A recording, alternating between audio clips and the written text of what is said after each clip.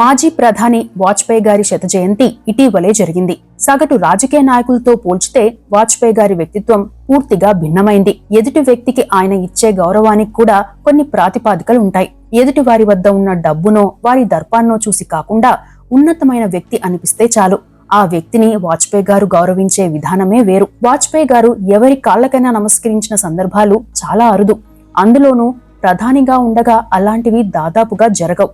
కానీ ఆయన స్వయంగా ఓ పేద మహిళ కాళ్లకు నమస్కరించడం అంటే ఆ మహిళ ఎలాంటి వ్యక్తి అయి ఉంటుందో అర్థం చేసుకోవచ్చు. ఒక్క అక్షరం ముక్క రాని ఓ గ్రామీణ మహిళ కాళ్లను ఆయన స్పృశించి మీలాంటి మహిళలే నిజమైన దేవతలమ్మా అని బహిరంగంగా ఓ జాతీయ స్థాయి అధికారిక వేదిక మీద ప్రధాని హోదాలో చెప్పిన ఘటన కూడా ఉంది. వాజ్పేయి గారి లాంటి వ్యక్తి ఎవరి మెప్పు కోసమో ఏదీ చేరు. ఆయన ఏది మాట్లాడినా మనసులో నుండి వచ్చిన మాటలే ఉంటాయి. నటించడం తెలీదు. పొగడాలనుకుంటే కూడా మనసులో ఏదీ ఉంచుకోరు. మరి అలాంటాయన ఓ పేద మహిళ కాళ్లకు ఎందుకు నమస్కారం చేశారో తెలిస్తే ఖచ్చితంగా ఆమెను మెచ్చుకోకుండా ఉండలేం. ఆ మహిళ పేరు చిన్నపిల్లై. తమిళనాడులోని మదురై జిల్లా అలగరకోవిల్ సమీపంలోని కల్లందిరి గ్రామంలో పుట్టారు. ఇంటికి పెద్ద కుమార్తె. అప్పట్లో ఆడపిల్లలు పుట్టడం అంటేనే చాలా మంది భారంగా భావించేవారు. చిన్న వయసులోనే పెళ్లిళ్లు చేసేవారు కూడా. అలానే చిన్నపిల్లైకి కూడా 12 ఏళ్లకే మదురైకి 12 కిలోమీటర్ల దూరంలో ఉండే పిల్లుచ్చేరి గ్రామానికి చెందిన బిల్లుసేరి పెరుమాల్తో పెళ్లైంది. ఆయన కూలీ పని చేసేవాడు. ఇక చిన్నపిల్లై అసలు స్కూల్ ముఖం కూడా చూడలేదు. 16 ఏళ్లకే 2 అబ్బాయిలకు జన్మనిచ్చింది. ఆ టైంలోనే తన తండ్రి చనిపోయాడు. దీంతో తోబుట్టువులను తన ఇంట్లో పెట్టుకుని సాకేది. ఆ కష్టాలు సరిపోవన్నట్లు ఆమెను కాలం కూడా పరీక్షించింది. తన భర్త పెరుమాల్కి ఆరోగ్యం దెబ్బతిని మంచానికే పరిమితమయ్యాడు. దీంతో తాను కూలీ చేస్తేనే ఆ రోజు ఆ కుటుంబానికి తిండి ఉండేది. కూలికి వెళ్లినా అక్కడ జరిగే దోపిడీ కారణంగా అరాకొరా డబ్బులే వచ్చేవి. రెక్కలు ముక్కలు చేసుకుని కష్టపడినా కుటుంబానికి తిండి పెట్టేందుకు కూడా ఆ డబ్బులు సరిపోయేవి కాదు. దీంతో బయట నుండి వడ్డీకి డబ్బు తెచ్చింది. అప్పుడే ఆ వడ్డీల కారణంగా కుటుంబాలు ఆర్థికంగా ఎంత ఇబ్బంది పడతాయో ఆమెకు అర్థమైంది. తాను కూలీకి వెళ్లిన టైంలో తోటి కూలీలతో ఆ విషయాలు చెబితే చిన్నపిల్ల కదా ఇంకా కురతనం పోలేదు అనుకునేవారు కొందరైతే, మరికొందరు ప్రోత్సహించేవారు. మరికొందరు తండ్రి లేడు, భర్త కూడా ఊరి మీదకు వదిలేశాడు అన్నట్లు కామెంట్స్ చేసేవారు. ఇంకొందరు ఆమెను వ్యతిరేకించేవారు. అవేమీ పట్టించుకోలేదు చిన్నపిల్లై. తనలాగే చాలా మంది ఇబ్బందులు పడుతున్నట్లు గమనించింది చిన్నపిల్లై. ఆ క్రమంలోనే తమ తోటి మహిళలంతా కలిసి ప్రతి నెల కొంత డబ్బు జమ చేస్తే ఆ డబ్బులు అత్యవసరం ఉన్నవారికి ఎవరికైనా ఉపయోగపడతాయని, అదే టైంలో వడ్డీ కూడా మిగతా మహిళలకు దక్కుతుందని భావించింది. అంటే 1970లోనే పొదుపు సంఘాల మాదిరిగా చేయాలనుకుంది. కానీ చదువు లేదు, రూల్స్ కూడా తెలియవు. ఆ టైంలోనే మదురైలోని ఓ స్వచ్ఛంద సంస్థ నిర్వాహకుడైన వాసిమలై అనే ఆయన తమ గ్రామంలో చేసిన స్పీచ్ ను విన్నారు. తాను కూడా అలాంటి సంఘాలను పెట్టాలని భావిస్తున్నానని ఆయనకు చెప్పడంతో పాటు అక్కడున్న ఇబ్బందులను వివరించారు. దీంతో వాసిమలై మహిళా పొదుపు సంఘాన్ని పెట్టేందుకు అవసరమైన సలహాలను ఇచ్చారు. మొదట గ్రామంలో 5 తోటి కూలీలతో కలిసి తొలి పొదుపు సంఘాన్ని పెట్టేందుకు సిద్ధమైంది చిన్నపిల్లై. అక్కడే ఆమెకు అసలైన సవాలు ఎదురైంది. వడ్డీ వ్యాపారులు అప్పట్లో ఇళ్లకు వచ్చి డబ్బులిచ్చేవారు. వారం వారం వడ్డీ వసూలు చేసుకెళ్లేవారు. వడ్డీ చెల్లించకపోతే ఊళ్ళోనే పరువు తీసేవారు. కొన్నిసార్లు దాడులు కూడా చేసేవారు. వారిని ప్రశ్నించే వారిపైన అలాంటి దౌర్జన్యమే చేసేవారు. అలాంటి పరిస్థితి చిన్నపిల్లైకి కూడా ఎదురైంది. కొన్నిసార్లు ఇంటి మీద కూడా వచ్చారు. ఊళ్ళో నుండి వెళ్లిపోవాలని హెచ్చరికలు చేశారు. అనేక ప్రచారాలు చేసేవారు. కూలి పనులకు పిలవకుండా భూస్వాములను ఆ వడ్డీ వ్యాపారులు ప్రభావితం చేసేవారు. మొత్తంగా చూస్తే చిన్నపిల్లైని గనుక ఊరు నుండి పంపించేస్తే తమ వడ్డీ వ్యాపారాలకు అడ్డు ఉండదని, శ్రమ దోపిడీని ఎవరూ ప్రశ్నించరని వారి ప్లాన్. కానీ చిన్నపిల్లై అలాంటి బెదిరింపులను పట్టించుకోలేదు.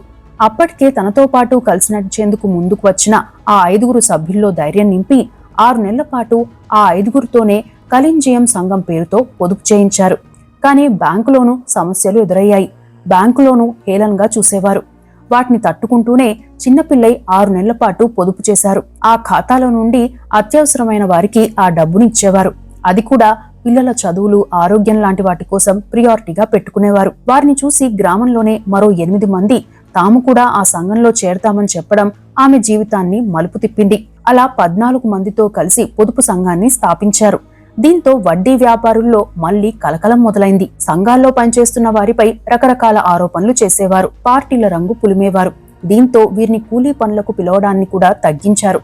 అక్కడే చిన్నపిల్లకి మరో ఆలోచన వచ్చింది. తాము సంఘం తరపునే పక్క ఊళ్ళల్లో వ్యవసాయ భూముల్లోని పనులకు కాంట్రాక్ట్ కి అంటే గుత్తాకి తీసుకునేవారు. ఆ డబ్బును అంతా సమానంగా పంచుకునేవారు. దీంతో చుట్టుపక్కల ఊళ్ళలోనూ వీరి పేరు చాలా మందికి తెలిసింది. పని విషయంలో ఖచ్చితత్వం ఉండడంతో వీరిపై నమ్మకం కలిగింది. కొందరు తమ వ్యవసాయ భూములను వీరికే కౌలుకు ఇస్తామని కూడా ముందుకొచ్చారు. అలా మొదట 10 ఎకరాలను కౌలుకు తీసుకుంది ఈ పొదుపు సంఘం. చుట్టుపక్కల ఉన్న రైతులకు వచ్చిన దిగుబడి కంటే ఎక్కువ రావడంతో వ్యవసాయ ఖర్చు కూడా తగ్గింది, లాభాలు వచ్చాయి. ఆ విషయం చుట్టుపక్కల గ్రామాలకు కూడా తెలియడంతో ఈ సంఘంలో చేరేందుకు చాలా మంది ముందుకు వచ్చారు. అయితే ఒకే పొదుపు సంఘంలో ఇంతమంది సభ్యులు ఉంటే ఇబ్బందులు వస్తాయనే ఉద్దేశంతో 14 మంది చొప్పున పొదుపు సంఘాలను స్థాపించారు. అంటే మన దగ్గర డ్వాక్రా సంఘాలు ఎలా పనిచేస్తాయో అప్పట్లోనే చిన్నపిల్లై స్థాపించిన సంఘాలు పనిచేసేవి. అక్రమాలకు వివాదాలకు తావు లేకుండా పారదర్శకంగా మానవత్వం చూపిస్తూ పనిచేయడంతో ఆ పొదుపు సంఘం కాస్త పొదుపు సంఘాల సమాఖ్య అంటే కలంజియం ఫెడరేషన్ గా మారింది. 3 ఏళ్లలోనే 5,000 మంది సభ్యులయ్యారు. ప్రస్తుతం 40,000 మంది మహిళలు సభ్యులుగా చేరారు. ఆ 10 ఏళ్లలో పేద కుటుంబాలు వడ్డీ వ్యాపారుల బాధ నుండి విముక్తి పొందాయి. ఆ క్రమంలోనే అత్యంత ధైర్య సాహసాలు ప్రదర్శించి ఈ సంఘాలను నడిపించిన చిన్నపిల్లైని ఐరన్ లేడీ ఆఫ్ తమిళనాడు అని పిలిచేవారు. ఇక్కడే మరో ముఖ్యమైన అంశం ఏంటంటే ఈ సంఘాల్లో వయసులో ఉన్న వారితో పోల్చితే వృద్ధులు, ఆరోగ్యపరంగా ఇబ్బందులు ఎదుర్కొంటున్న వారు, దివ్యాంగులు ఆ స్థాయిలో పనులు చేయలేరు కాబట్టి వారికి మానిటరింగ్, ఆఫీస్ వర్క్ అప్పజెప్పేవారు. వారికి కూడా ఇతరులతో పాటు సమాన వేతనాలు ఇచ్చేవారు.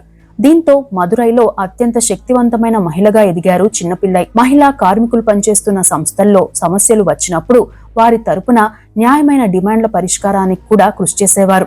అయితే ఇంత చేసిన చిన్నపిల్లైకి కేవలం సంతకం చేయడం మాత్రమే వచ్చు. డబ్బు లెక్కలు కూడా రాయడం రాదు. సహాయకులు చెబితే ఆమె తన వేళ్లపై లెక్కలు వేసుకుని రూఢి చేసుకుంటారు. సామాజిక సమస్యలపై పోరాటంలోనూ చిన్నపిల్లై ముందుంటారు. ఇక 2004లో సునామీ కారణంగా సహాయక చర్యల విషయంలో తమిళనాడులోని స్వచ్ఛంద సంస్థలన్నిటికంటే ముందు వరుసలో నిలిచింది ఈ కలంజియం. ఈ సంఘంలో రాజకీయాలకు, కులాలకు అసలు తావే లేదు. అలాంటి చర్చకు కూడా ఆస్కారం ఇవ్వరు చిన్నపిల్లై. అందుకే ఆమె దేశంలోని 7 రాష్ట్రాల్లో ఉన్న మహిళా పొదుపు సంఘాల సమాఖ్యలో ఎగ్జిక్యూటివ్ కమిటీ మెంబర్ గా చేశారు. తమిళనాడు, ఆంధ్రప్రదేశ్, కర్ణాటక, పుదుచ్చేరి, కేరళ, రాజస్థాన్, మధ్యప్రదేశ్, ఒడిశా సహా మొత్తం 12 రాష్ట్రాల్లో 8 లక్షల మంది సభ్యులున్న 240 మహిళా ఫెడరేషన్లకు గౌరవ అధ్యక్షురాలుగా కూడా ఉన్నారు. వడ్డీ వ్యాపారుల ఆగడాల నుండి పేద కుటుంబాలు బయటపడేలా చేయడంతో పాటు మహిళల ఆర్థిక స్వేచ్ఛకు కృషి చేసిన చిన్నపిల్లైకి అనేక అవార్డులు వచ్చాయి. 1999లో స్త్రీ శక్తి పురస్కారానికి ఎంపికయ్యారు. అప్పటి వరకు ఆమె ఫ్లైట్ కూడా ఎక్కలేదు. ఎలాంటి ఆర్భాటము లేకుండా రోజూ కట్టుకునే వాటిలో మంచి చీరను కట్టుకుని ఆ అవార్డు తీసుకునేందుకు ఢిల్లీకి వెళ్లారు. అప్పటి ప్రధాని వాజ్పేయి గారి చేతుల మీదుగా ఈ అవార్డును అందుకున్నారు. ఈమె గురించి తెలుసుకున్న వాజ్పేయి గారు ఆమె పాదాలకు నమస్కరించారు. వాజ్పేయి గారు తమ కాళ్లకు నమస్కరించేందుకు ఆయన వంగితే చిన్నపిల్లై అయ్యో సార్ అని అడ్డుకునే ప్రయత్నం చేశారు.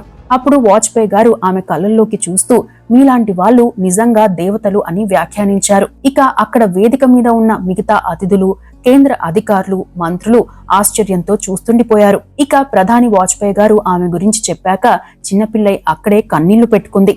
చాలాసేపు దిగ్భ్రాంతిలోనే ఉండిపోయింది. ఇక వాజ్పేయి గారు మరణించినప్పుడు ఆమెను విలేకరులు స్పందన అడిగితే ఆమె ఒక్కసారిగా బోరుమంది. మా సొంత నాన్నను కోల్పోయినట్టుగా ఏడుపొస్తోంది అని చెప్పింది. అలాంటి వ్యక్తిత్వం ఉన్న చిన్నపిల్లయ్య గారికి నమస్కరించిన వాజ్పేయి గారు తన వ్యక్తిత్వాన్ని మరోసారి చాటుకుంటే వాజ్పేయి గారితో సన్మానం అందుకున్న చిన్నపిల్లై ఉన్నత వ్యక్తిగా నిలిచారు. అందుకే ఆమెకు పద్మశ్రీతో పాటు అనేక అవార్డులు వరించాయి. ఇక్కడే మరో ముఖ్యమైన అంశం ఏంటంటే ఇప్పటికీ 2 గదుల ఇంట్లోనే చాలా సాధారణమైన జీవితం అనుభవిస్తున్నారు చిన్నపిల్లయ్య గారు. అందుకే అందరికీ ఆదర్శంగా నిలిచారు.